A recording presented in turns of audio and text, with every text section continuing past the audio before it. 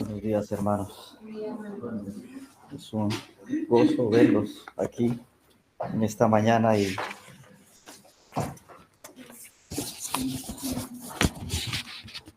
aprender o conocer un poco más del Señor es una ventaja muy grande para los creyentes. Y mientras veía al hermano entregar los estudios y veía poner estos calendarios en la mesa, me recordé la forma en que mi padre llegó al Señor. Y aunque no tiene nada que ver con lo que les voy a compartir, sí les quiero contar de que mi padre conoció al Señor a través de una Biblia que se encontró.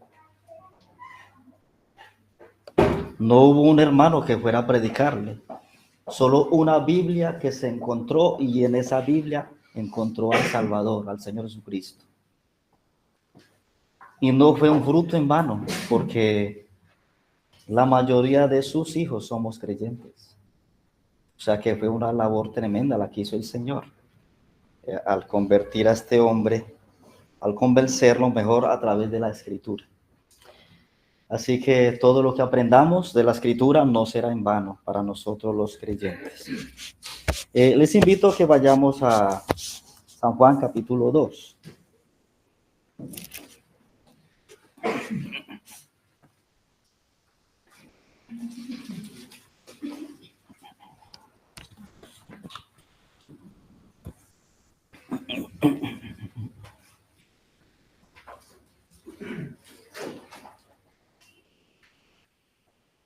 San Juan capítulo 2, vamos a leer hasta del 1 al versículo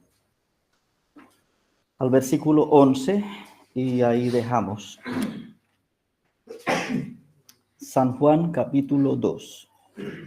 Al tercer día se hicieron unas bodas en Caná de Galilea, y estaba allí la madre de Jesús. Y fueron también invitados a las bodas Jesús y sus discípulos. Y faltando el vino, la madre de Jesús le dijo: no tienen vino. Jesús le dijo: ¿qué tienes conmigo, mujer? Aún no ha venido mi hora. Su madre dijo a los que servían: haced todo lo que os dijere. Y estaban allí 6 tinajas de piedra para agua, conforme al rito de la purificación de los judíos, en cada una de las cuales cabían 2 o 3 cántaros. Y Jesús le dijo: llenad estas tinajas de agua. Y las llenaron hasta arriba. Entonces les dijo: sacad ahora y llevadlo al maestresala. Y se lo llevaron.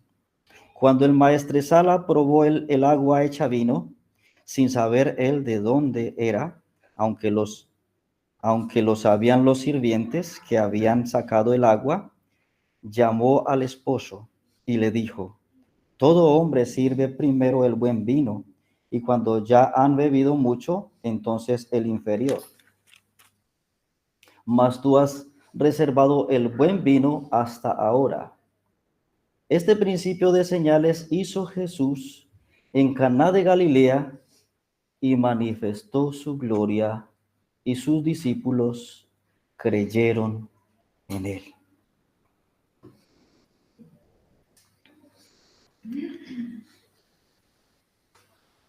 Padre, gracias por la palabra que nos has dado, escrita, y que podemos leerla, Señor. Gracias por cada hombre y mujer que se ocupa de leer las Escrituras y ser enseñado por tu palabra, Señor. De seguro que todo hombre que lea la Escritura juicioso, con buen interés, su vida será cambiada y transformada. Y Señor, es lo que queremos pedir en esta hora, Señor. Que por sencilla que sea tu palabra, nos redarguya, nos corrija, nos exhorte, nos amoneste, nos enseñe, nos capacite, nos eduque, para vivir para tu gloria, Señor. Para sabernos conducir como es digno del Señor, agradándole en todo. Te lo rogamos, Señor, por tu gracia, Señor. Bendícenos, Padre, te lo pedimos en Cristo Jesús. Amén.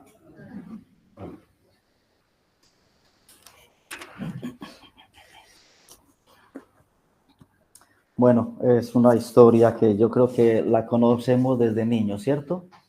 Creo que desde escuela dominical nos leían la historia de las bodas en Caná de Galilea.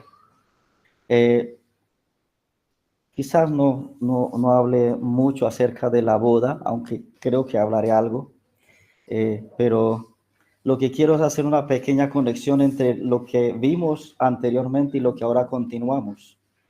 Y les invito a que leamos el versículo 50 del capítulo 1 para que recordemos un poco lo que vimos.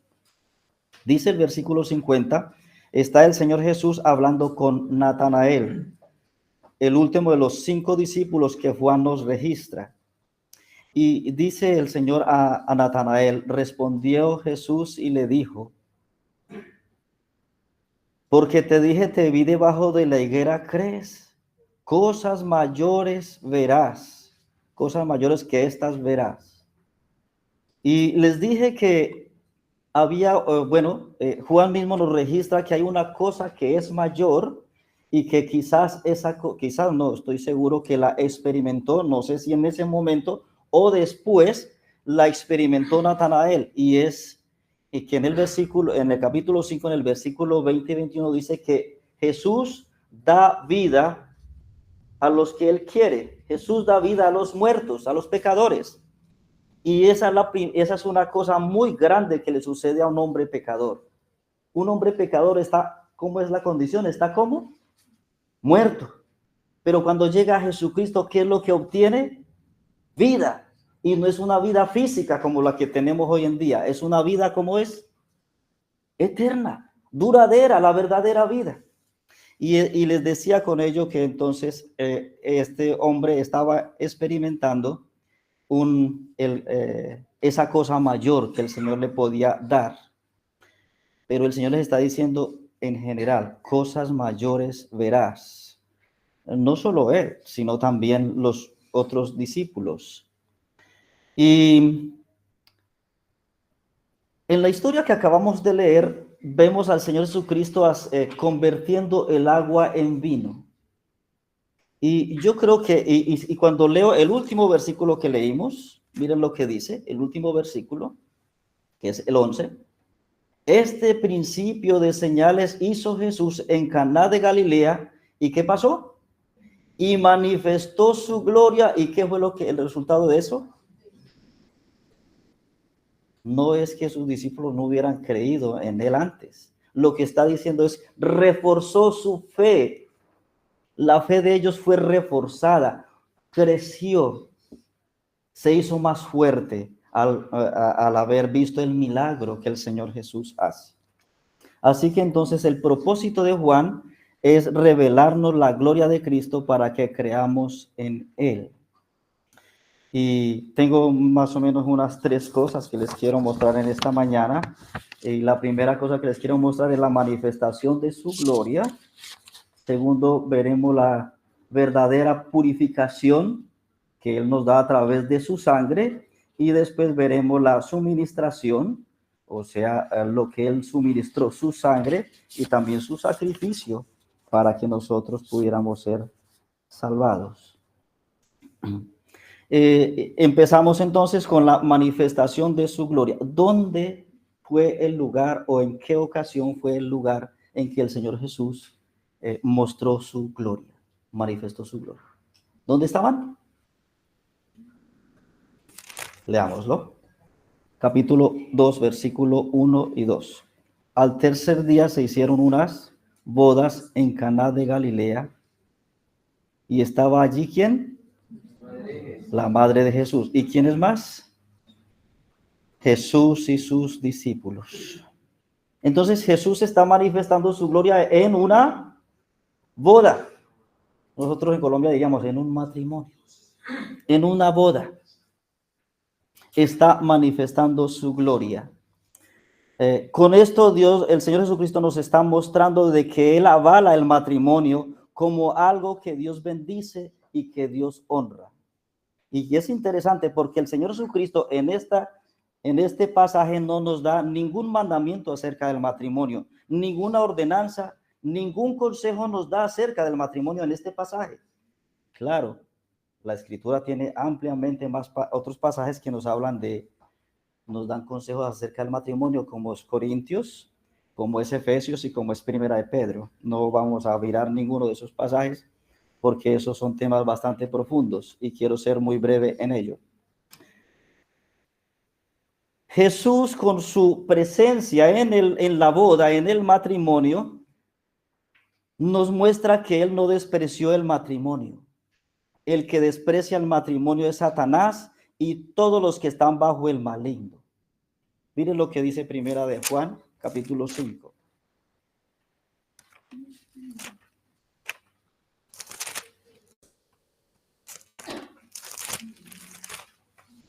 Primera de Juan, capítulo 5.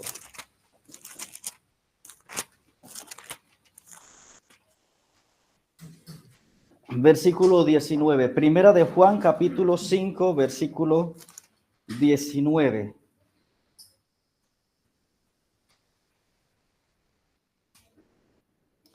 Sabemos que somos de Dios y el mundo entero está. ¿Quién es el mundo? ¿La tierra donde usted siembra un árbol y le da fruto? ¿Ese es el mundo que se refiere aquí? No.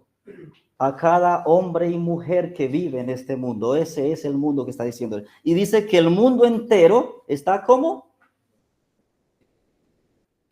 Y el diablo odia el matrimonio. Y el mundo que no ama a Dios, ¿qué es lo que pasa? Está bajo el maligno. ¿Y qué hace? Odia el matrimonio. Me estoy leyendo un libro. Encontré algo por ahí que me llamó la atención. Y él sacaba unas cifras de Estados Unidos acerca de los divorcios que se realizan anualmente en Estados Unidos.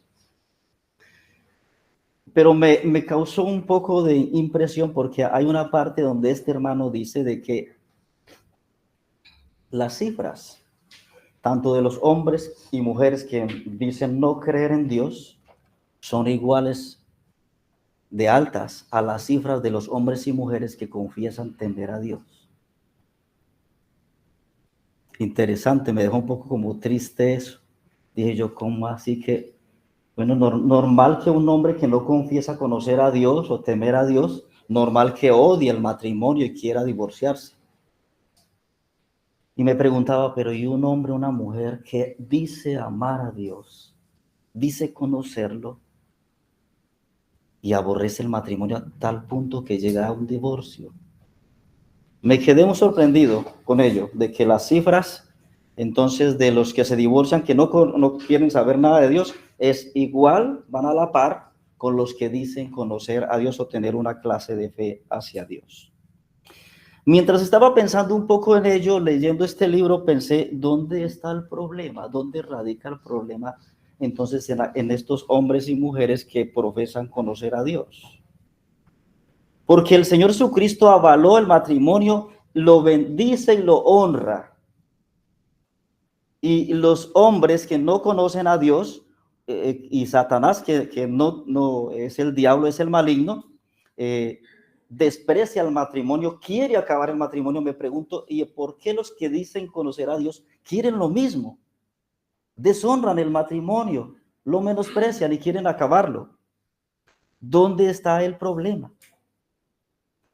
Y quiero decirles que el Señor, la palabra del Señor es muy clara acerca del matrimonio y dice, leámoslo, no lo voy a decir yo con mis palabras, leámoslo mejor, Malaquías 2.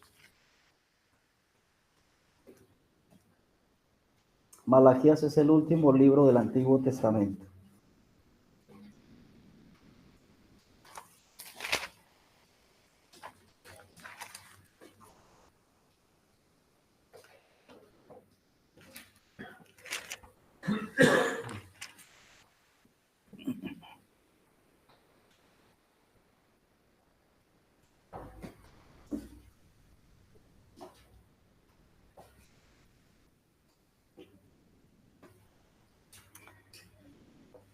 Malaquías 2:16. ¿Qué dice Dios acerca del divorcio? O aquí lo llama repudio. 2:16.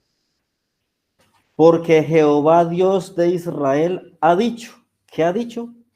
Que él aborrece el repudio y al que cubre de iniquidad su vestido, dijo Jehová de los ejércitos. Guardaos pues en vuestro espíritu y no seáis ¿qué? Eso es infieles. ¿Dios ama el matrimonio? Sí. ¿Dios aborrece el divorcio? Lo dice claritamente que Dios aborrece el divorcio y que aborrece al hombre y a la mujer que sea infiel, que sea desleal. Pero los hombres este consejo del Señor no lo quieren escuchar. Los hombres del mundo, como lo dice allí, los que están bajo el maligno, no quieren escuchar este consejo. Y miles y miles de parejas, día tras día, están yendo a divorcios, cosa que Dios repudia y aborrece. ¿Dónde está entonces el problema? ¿Dónde radica el problema de que hayan tantos divorcios en aquellos hombres y mujeres que profesan tener fe en Dios? ¿Dónde radica el problema de aquellos hombres y mujeres que en vez de amar el matrimonio como Dios lo ama, lo aborrecen? Y yo creo que hay un problema grande de fondo. Y el problema grande es que esos hombres y mujeres nunca han nacido de nuevo. Por lo cual esos hombres y mujeres nunca han experimentado el verdadero amor de Dios. Por lo cual esos hombres y mujeres nunca han experimentado el verdadero perdón de Dios. Por lo cual terminan haciendo lo que Dios aborrece. Creo que ahí está el problema. Cuando un hombre y una mujer experimenta el verdadero amor de Dios, aprende a amar como Dios amó. Y cuando un hombre y una mujer aprende a perdonar como Cristo nos perdonó a nosotros los miserables pecadores, aprende a perdonar. Pero tiene que haber sucedido el nuevo nacimiento. No solo basta tener una fe que parece verdadera. Debe haber nuevo nacimiento.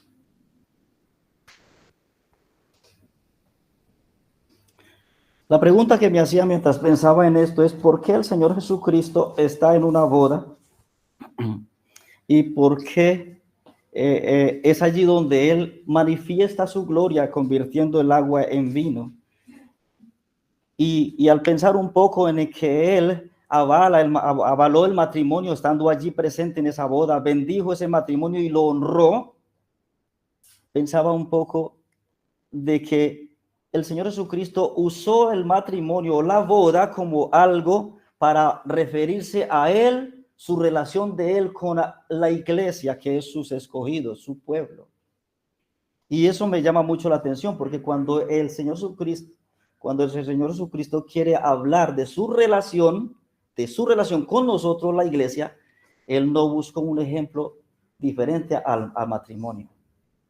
Él no dijo, mi relación con mis hijos es como la luz del sol que le da a la luna y la luna brilla y le da la luz a la tierra. Él no usó ese ejemplo, ¿es esto que no? Pero miremos el ejemplo que usó acerca de su unión con la iglesia, Efesios capítulo 5.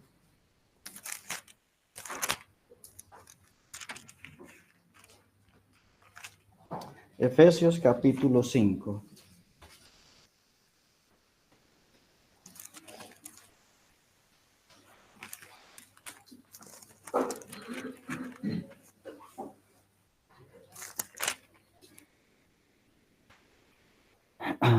Vamos a leer desde el versículo 21 para que lo entendamos. Efesios capítulo 5, versículo 21. Someteos unos a otros en el temor de Dios. Y comienzan los consejos a las esposas casadas, las mujeres casadas, y a los maridos, a los hombres casados. Dice versículo 22, las casadas estén sujetas a sus propios maridos como al Señor, porque el marido es cabeza de la mujer, así como Cristo es cabeza de la iglesia, la cual es su cuerpo y él es su Salvador. Así que como la iglesia está sujeta a Cristo, así también las casadas lo estén a sus maridos en todo. No se rían mucho, maridos. Aquí viene para ustedes también, viene para nosotros. Maridos, amad a vuestras mujeres, así como Cristo amó a la iglesia y se entregó a sí mismo por ella, para santificarla, habiéndola purificado en el lavamiento del agua por la palabra, a fin de presentársela a sí misma una iglesia gloriosa, que no tuviese mancha ni arruga ni cosa semejante, sino que fuese santa y sin mancha.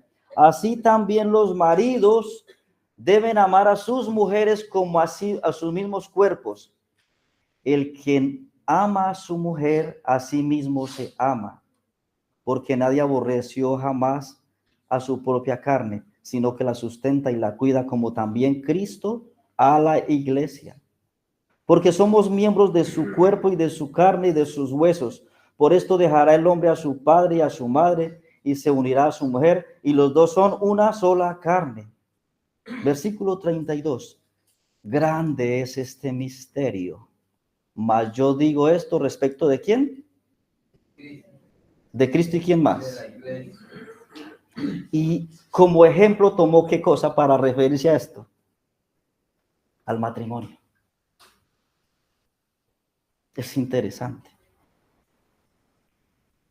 Es interesante que para hablar acerca de la unión de Cristo con su iglesia, el Señor Jesucristo habla de una pareja, de un matrimonio, y le da bastantes buenos consejos. Por lo demás, cada uno de vosotros ame también a su mujer como a sí mismo, y la mujer respete a su marido. Sí, es algo interesante y hermanos, si hay una área donde el enemigo está bien interesado en dañar a la iglesia, es dañar hogares.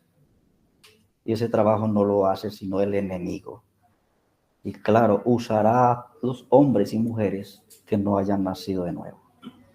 Aquellos hombres y mujeres que en vez de amar el matrimonio, en vez de honrarlo y avalarlo y bendecirlo, hacen la obra de Satanás, que es destruir y aborrecer.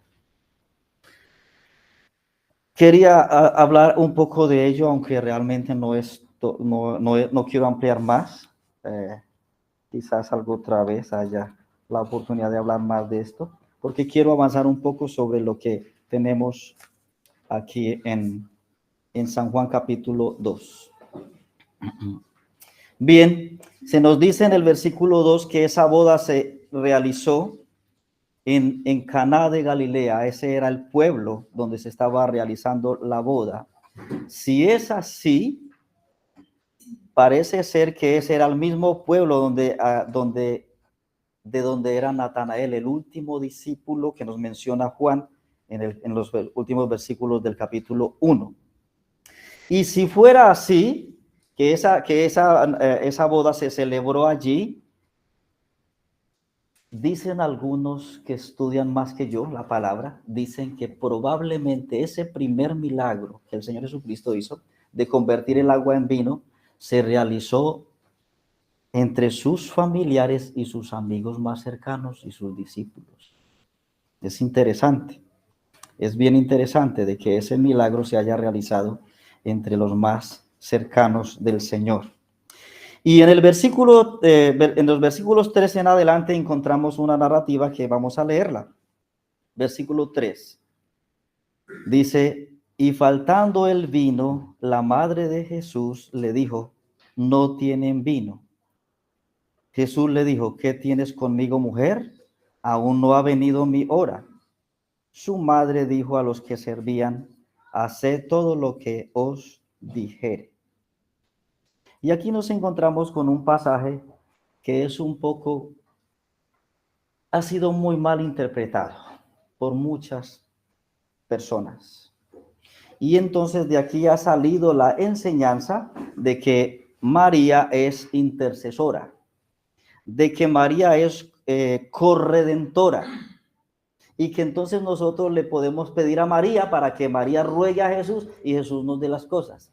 Cuidado, pura herejía, pura falsedad. ¿Por qué habrán sacado esta clase de enseñanza? Sencillamente, lo que han hecho es que han leído el texto fuera del contexto, lo han interpretado de esa manera, y por lo cual han sacado esa clase de enseñanzas. Realmente no compartimos esa enseñanza, es una enseñanza hereje, es una enseñanza diabólica, es una enseñanza que no tiene apoyo bíblico en otros lugares, por lo cual entonces decimos de que realmente María no es intercesora, ni es corredentora, tampoco María es sin pecado, como algunos dicen también de que María fue sin pecado, ya que en Lucas encontramos un versículo que ella dice que le dice al Señor que Él es su Dios, su Salvador. ¿Y quién es el que necesita un Salvador? Un pecador. Así que ella misma reconoce con sus propias palabras de que ella es una pecadora. Y quien enseñe de que ella no es pecadora, pues está enseñando una herejía. También hay otra herejía acerca de María. Y la otra herejía es que ella resucitó como el Señor Jesucristo y que ascendió a los cielos y que está intercediendo allí junto con Jesús. Herejías. ¿De dónde sacaron? Pues probablemente de aquí. Sacaron eso porque dice el pasaje que faltó el vino en la boda. ¿Y saben ustedes qué era lo difícil cuando faltaba, si faltaba el vino en esa boda? ¿Qué era lo más terrible para esa pareja? Era que iban a quedar en vergüenza, iban a quedar en deshonra delante de los invitados, porque las fiestas de bodas de aquella época no es como las fiestas de boda de hoy en día, que son algunas horas y ya.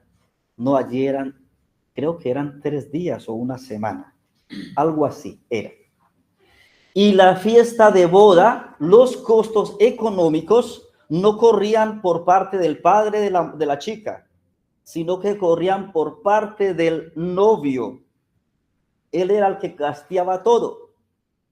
Así que si algo faltaba en los 3 días y aquí se acabó el vino, la cosa es seria, ¿cierto? Están, digamos, a mitad de fiesta y se acabó el vino, la cosa es seria. Van a quedar en un ridículo tremendo. Todo el mundo va a decir cosas horribles de esa boda. No, esa boda tan horrible. Mira, al segundo día se acabó el vino y la fiesta se acabó. Entonces iba a ser un ridículo para esa familia. Si en esa boda había que probablemente eran familiares de María, no estamos seguros de ello, pero pareciera ser que los que estaban contrayendo el matrimonio en esa boda eran familiares cercanos a María. Así que pareciera ser que estos familiares le dijeran a María que de alguna manera ayudara en la organización de esa boda. Claro, si eso fuera así, María estaría bastante preocupada porque se acabó el vino. ¿Sí o no? Tú estás a cargo de algo y se acabó el vino. Así que Jesús llega y se acerca, así que María, la madre del Señor, se acerca a Jesús. ¿Y cuántos años es que tiene más o menos el Señor Jesús a esa época? Unos 30 años. ¿Jesús todavía depende de María? No. ¿Por qué lo sabemos? Lo sabemos porque Jesús ya tiene discípulos y discípulos lo están siguiendo a él. Así que indica que Jesús ya era un hombre independiente de su madre. Su padre parece ser que ya había muerto, por lo cual María no se va a su esposo, porque probablemente ya había muerto. Entonces María tiene un hijo ya adulto, responsable, independiente, tiene discípulos a los cuales le está instruyendo y enseñando. Y parece ser que allí, en ese momento, María, con ese peso tan tremendo de que se acabó el vino, se dirige a su hijo mayor y le dice: no tienen vino. Y en el versículo 4 tenemos unas expresiones en la Reina Valera que es bastante fuertes, pareciera, pero no es así. Jesús le dijo, ¿qué tienes conmigo, mujer? Eso suena como duro, como feo, ¿cierto? Como grosero. Si eso fuera en Colombia, ahí mismo la madre sacaría la mano y lleva. Respétame que soy tu mamá. No son palabras duras. Según lo que dicen algunos que estudian la escritura, dicen que estas palabras, esta era la costumbre en aquella época. Un hijo se dirigía a su madre como mujer y era una forma respetuosa de dirigirse hacia ella. Con razón el Señor Jesús, no lo busques, en Juan 19:26, el Señor Jesús está colgando de la cruz. Y a la parte un poco lejana está María, la madre del Señor Jesús, y el discípulo al que Jesús amaba, Juan el apóstol. ¿Y qué le dijo desde la cruz? Madre. ¿Así se refirió? No.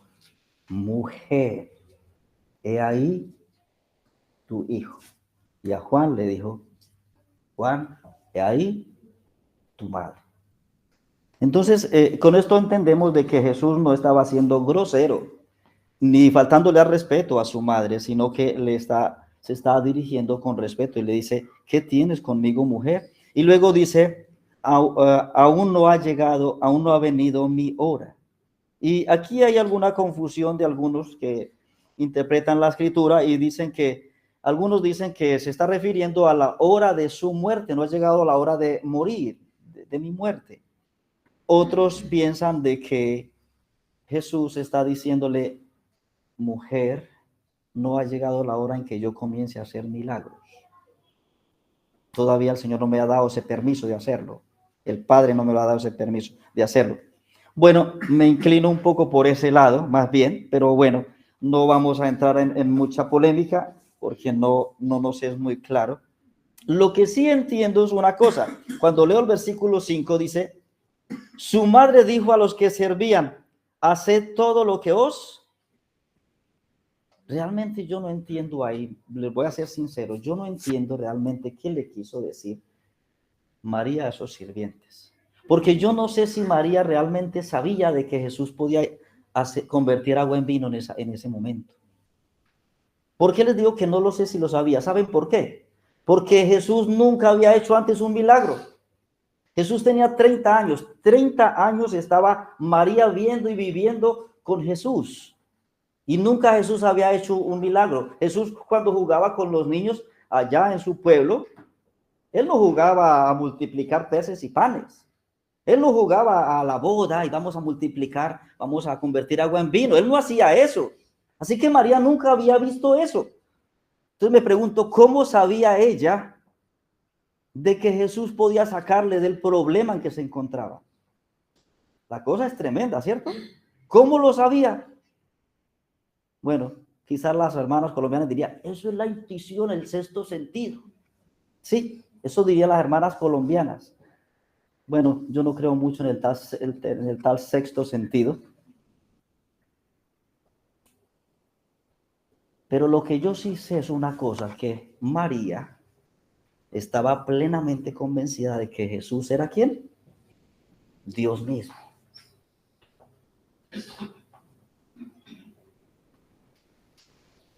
Yo no lo sé ella cómo llegó allí al Señor pensando qué cosas y le dice, no tienen vino.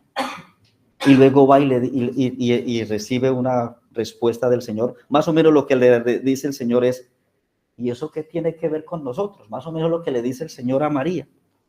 Luego ella se va, la charla no sigue más.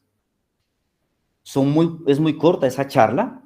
Luego ella se va y le dice a los sirvientes, camareros, hagan todo lo que él les dice. Y allí es donde entra.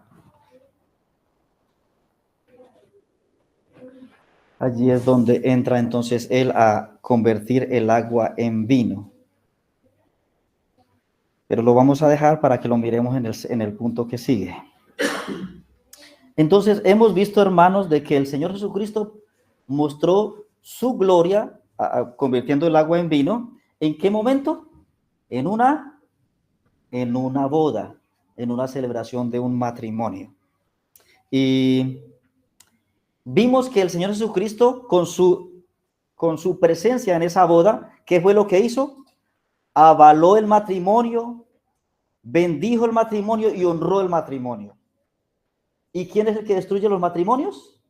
El enemigo. ¿Y quién es más? Todos los que están bajo el maligno. Es lo que hemos visto hasta este momento. Entonces el propósito principal del Señor era hacer un milagro en medio de una boda delante de los suyos, pero había otro propósito más que quiero mostrarles. Y volvamos otra vez a leer el versículo último que leímos, versículo 11.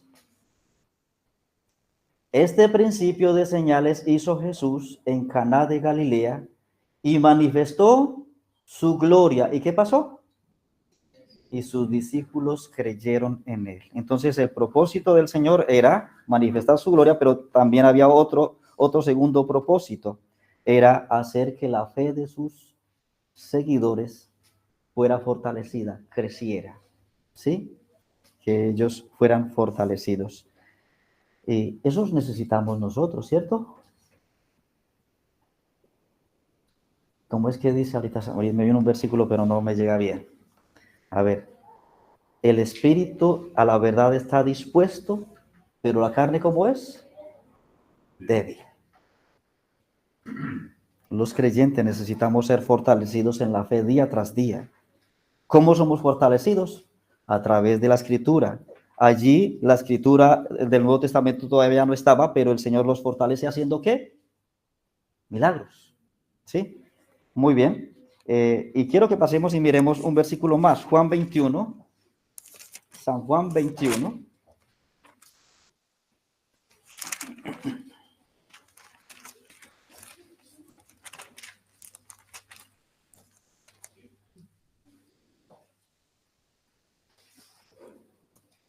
San Juan, versículo 21, versículo 25. Capítulo 21, versículo 25.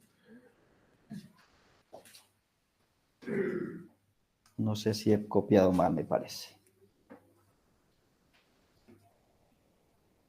Sí, he copiado mal.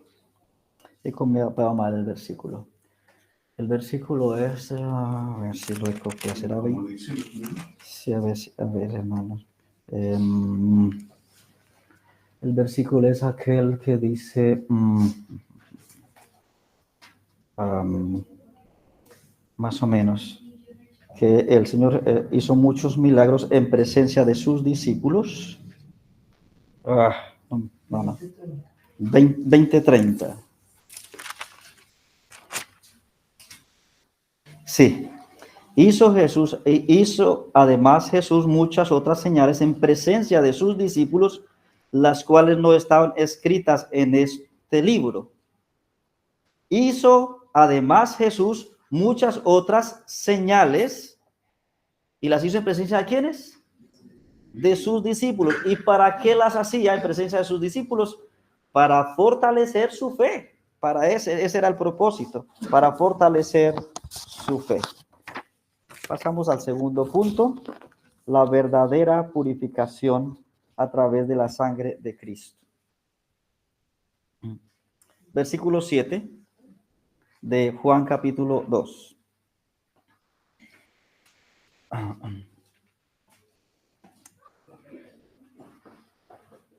Juan capítulo 2, versículo 6, mejor. Y estaban allí 6 tinajas de piedra para agua, conforme al rito de la purificación de los judíos, en cada una de las cuales cabía 2 o 3 cántaros. Y Jesús les dijo, llenad estas tinajas de agua. Y las llenaron ¿hasta dónde? Hasta arriba, o sea, hasta que el agua se salió de las tinajas. Entonces les dijo, sacad ahora y llevadla al maestresala. Y se lo llevaron. Cuando el maestresala probó el agua hecha vino, sin saber él de dónde era, aunque lo sabían los sirvientes que habían sacado el agua, llamó al esposo y le dijo, todo hombre sirve primero el buen vino, y cuando ya han bebido mucho, entonces el inferior, mas tú has reservado el buen vino hasta ahora.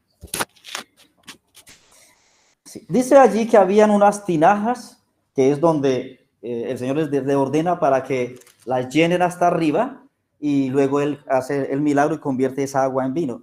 Habían unas tinajas, ¿y para qué eran esas tinajas? En esas tinajas echaban agua, ¿para qué? Para una purificación, un rito de purificación que ellos hacían era de lavarse en las manos. Un rito de purificación.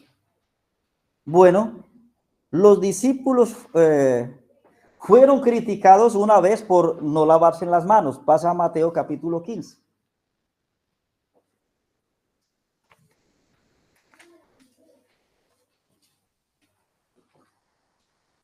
Pasa un momento a Mateo capítulo 15, que los discípulos fueron criticados por no lavarse en las manos. Mateo capítulo 15, y vamos a leer el versículo 2 en el momento. Y miren lo que le dicen los fariseos y los escribas al Señor Jesucristo. Versículo 2. ¿Por qué tus discípulos quebrantan la tradición de los ancianos?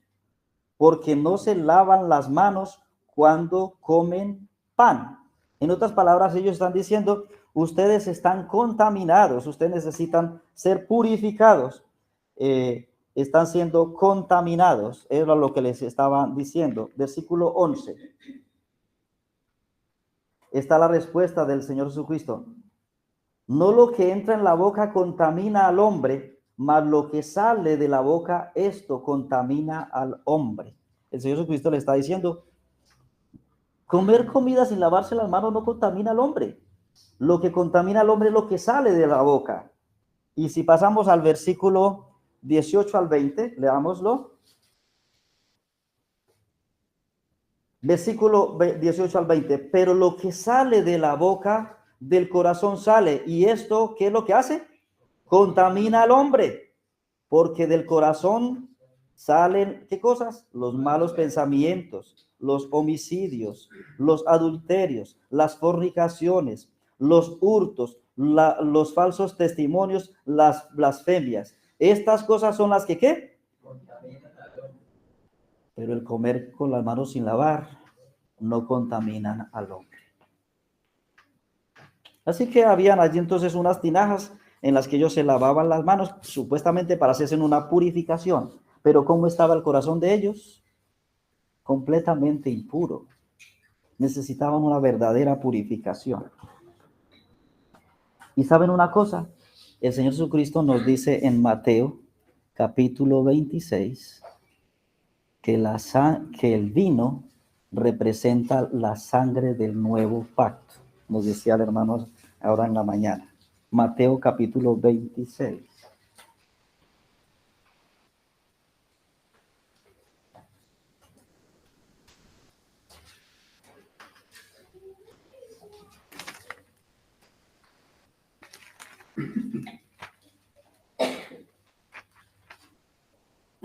Mateo capítulo 26, versículo 27.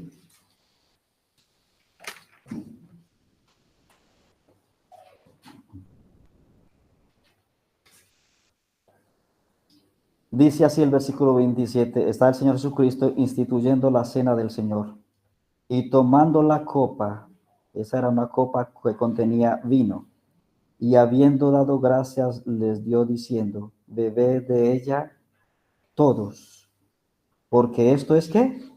Mi sangre del nuevo pacto, que por muchos es derramada ¿para qué cosa?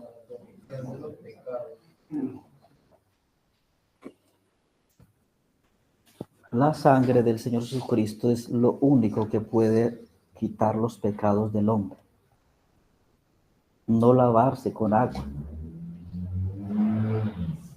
La sangre del Señor Jesucristo es la única que es suficiente para quitar los pecados. Y ese pacto que el Señor Jesucristo hizo por medio de su sangre derramada en la cruz, dice que es un pacto con mejores promesas. Hebreos capítulo 8. Hebreos capítulo 8.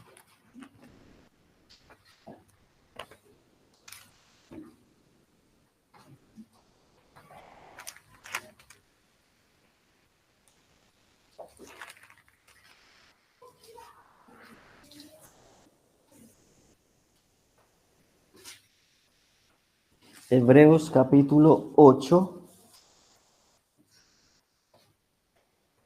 versículo 6.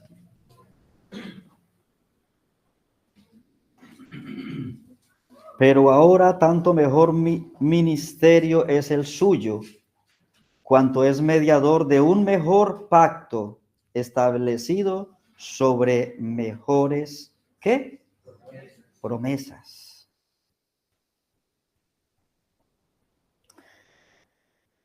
Y con la sangre que el Señor Jesucristo hizo ese nuevo pacto, selló el nuevo pacto, es con una sangre que no es de animales, sino con su propia sangre. Hebreos capítulo 9, versículo 12 al 14. Hebreos 9, 12 al 14.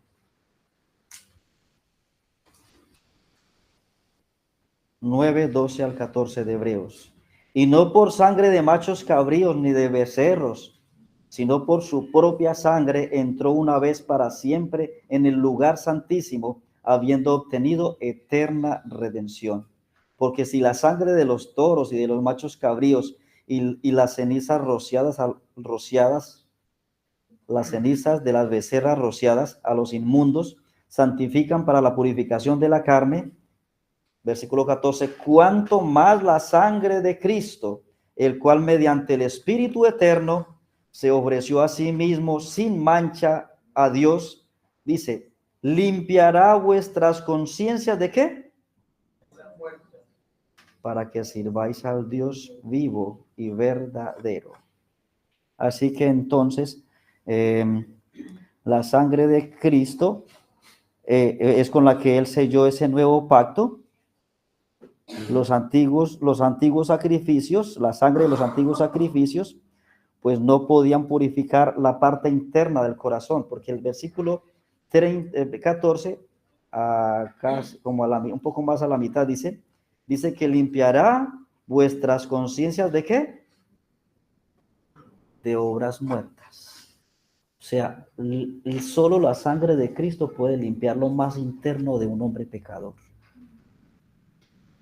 Solo la sangre de Cristo puede limpiar la parte más interna de un hombre pecador. La sangre de Cristo no solo lava por fuera, sino por dentro, sino que también lava por dentro. Y hay algo más, y no lo lava por un ratito, por un año.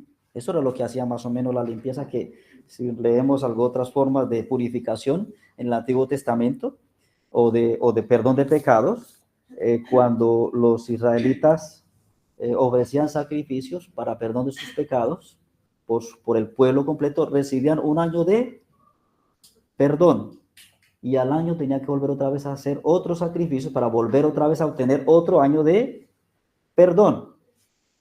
Sacrificios que hacían, y había ¿qué cosa? Derramamiento de sangre. Sangre que era presentada delante de Dios por el sumo sacerdote. Ahora, ¿quién presentó la sangre en el mejor tabernáculo? Cristo mismo. ¿Y dónde está el verdadero tabernáculo? En el cielo. Y allí es donde él se presentó con su propia sangre para obtener redención. ¿Por cuánto tiempo?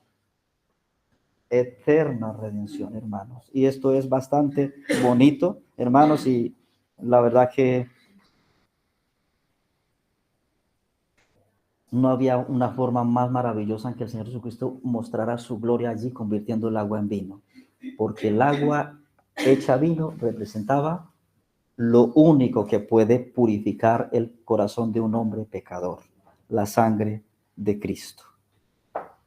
Y la última cosa que les quiero mostrar, que es muy corto, es la suministración del vino. Dios es el que proveyó, o mejor, Jesucristo proveyó el vino para aquella boda, pero Jesucristo es el que ha provisto su sangre a través de su sacrificio. Él mismo nos ha provisto salvación, nos ha provisto redención, y para ello les quiero mostrar solo un versículo, y ese versículo me he valido del testimonio del Señor, que se llamaba ¿cómo? El maestresala. ¿Quién era el maestresala? Está en el versículo 9. Cuando el maestresala probó el agua hecha vino, el maestresala era una persona que encargaban para que dirigiera todo lo concerniente a la boda. Y ese no iba voluntariamente. A él había que pagarle dinero para que organizara todas las cosas de la mejor manera. Así que el maestresala dice estas palabras en el versículo 10 al final.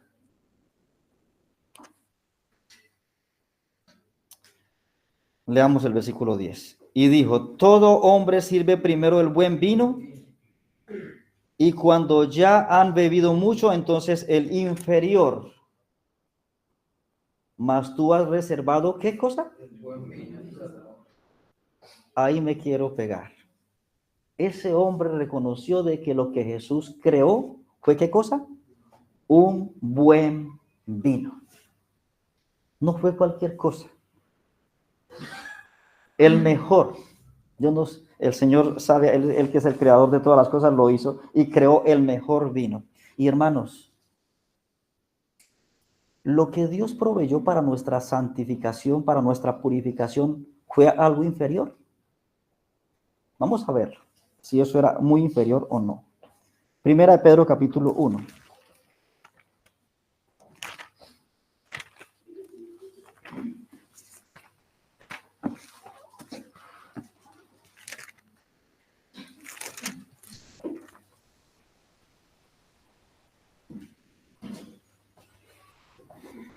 Primera Pedro capítulo 1 y vamos a leer, yo sé que son versículos que conocemos, pero los vamos a leer para darnos cuenta de que lo que el Señor proveyó para nuestra purificación fue algo de un valor incalculable.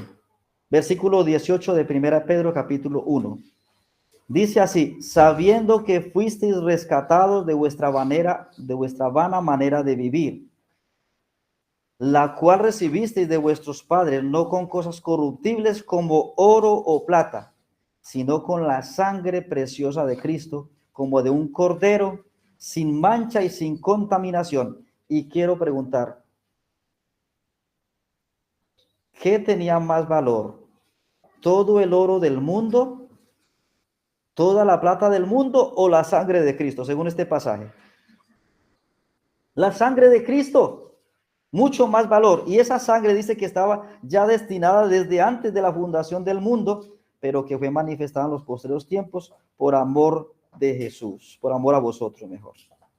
Así que entonces lo que quería era mostrarles que el Señor suministró un buen vino en la boda, pero que nos ha suministrado a nosotros su sangre, que es única y que es incomparable para nuestra salvación. Y ahí terminamos.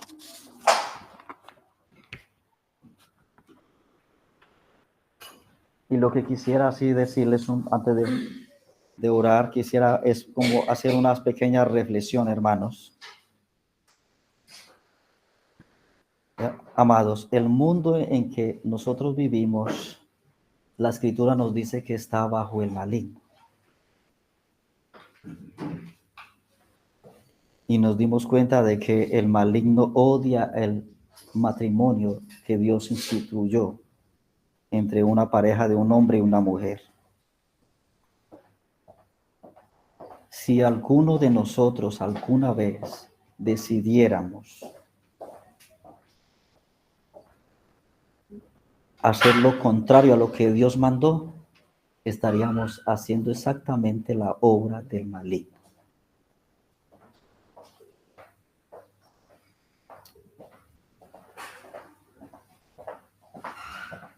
Y la segunda cosa que les quiero hacer pensar un poco es en cuanto a la verdadera purificación. Los hombres, por naturaleza, quieren hacer las cosas a su manera, con sus capacidades, y buscan maneras de cómo purificarse. Ningún esfuerzo humano sirve para que nosotros nos seamos purificados. Lo único que nos puede purificar de nuestros pecados, de toda la inmundicia que hayamos hecho, es la sangre de Cristo. Y si aquí hubiera una persona en esta mañana que no ha sido purificado con la sangre de Cristo, entonces usted es un pecador todavía y usted está bajo el control del maligno. Y la tercera cosa es que nosotros los creyentes debemos de aprender a valorar la provisión que Dios nos dio para nuestra salvación, la sangre de Cristo. Tiene un precio incalculable. No hay nada que se iguale al valor que tiene la sangre de Cristo.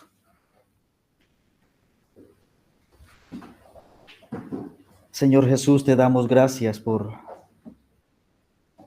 permitirnos en esta tarde meditar un poco en estas escrituras.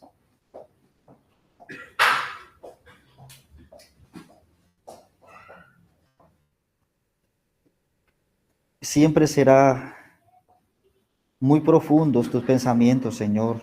Y cuando nosotros nos ponemos a nadar en las aguas o en el océano de tus pensamientos, el océano de tus palabras, de tus enseñanzas, Señor, nosotros nos damos cuenta de que lo que nadamos es muy por encima, que no alcanzamos a profundizar mucho. Pero Señor, te damos gracias que en esta mañana nos hayas enseñado de que tú valoras, honras el matrimonio. Te damos gracias que hayas usado de hacer un milagro en una boda y de manifestar su gloria y fortalecer la fe de estos hombres que te estaban siguiendo, pero que hayas usado esa boda para aprobar la idea del matrimonio que fue instituida por Dios. Eso nos da mucha alegría y mucho gozo. Señor Jesús, tú sabes lo triste que es ver cuántos hogares hoy en día están siendo destruidos por el divorcio. ¿Cuántos esposos hoy están sufriendo las consecuencias de un divorcio? ¿Cuántas esposas hoy están sufriendo las consecuencias de un divorcio? ¿Cuántos hijos hoy están sufriendo las consecuencias de un divorcio? Señor, te damos gracias que nos hayas enseñado en esta mañana que tú aborreces el divorcio. Y Señor, si algún día nosotros quisiéramos hacerlo, estaríamos haciendo lo que Satanás hace. Señor, que tú nos ayudes. Yo quiero pedir en esta mañana que ayudes a cada hogar, a cada matrimonio de esta congregación, Señor. Y de los hermanos que nos están escuchando también desde afuera. Bendice sus hogares. Bendice, Señor, a sus esposas, a sus esposos. Fortalece las familias, Señor. Sosténlas. Señor, es verdad que en los hogares siempre habrán problemas. Pero, Señor, si nosotros hemos nacido de nuevo, podemos perdonar como tú nos perdonaste. Si nosotros hemos nacido de nuevo, podremos amar como tú nos amaste, Señor, y así evitar que hayan divorcios. Señor, tú sabes todo el esfuerzo que el enemigo está haciendo para devorar hogares, para destruirlos. Y da tanta tristeza cuando escuchamos las cifras de que los divorcios entre los hombres que profesan fe en Dios es la misma cantidad de los hombres que no tienen ninguna fe en nada. Señor, te pido en esta mañana que tú nos ayudes a nosotros como esposos a amar a nuestras esposas como nos lo enseña tu palabra, Señor. A entregarnos por ellas, Señor.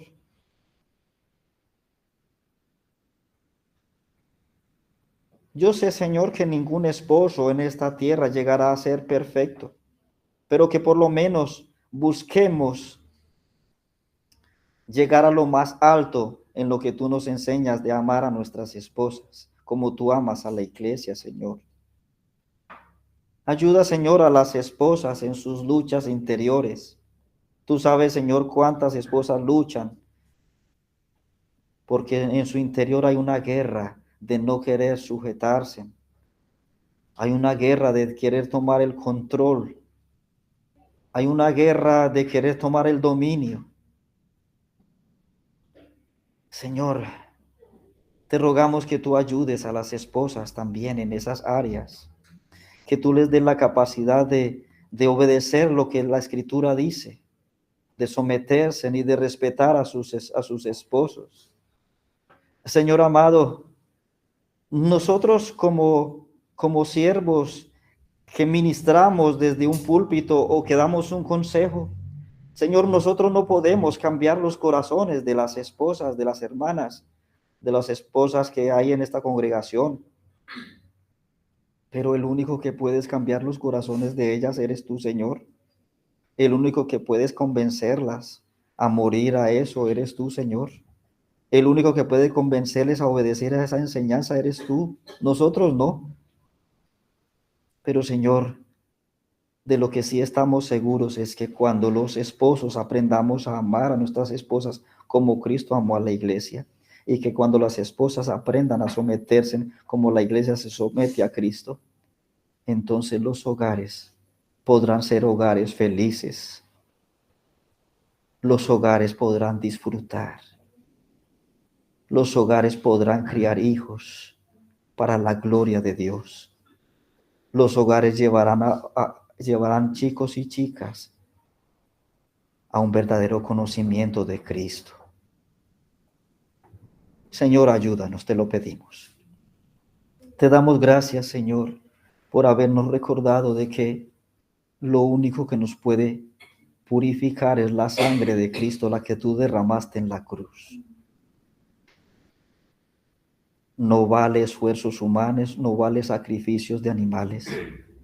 Vale la sangre que tú derramaste en la cruz para nuestra purificación, la purificación que tú efectúas dentro de nosotros a través del arrepentimiento, la purificación que tú efectúas en nosotros cuando nosotros nacemos de nuevo.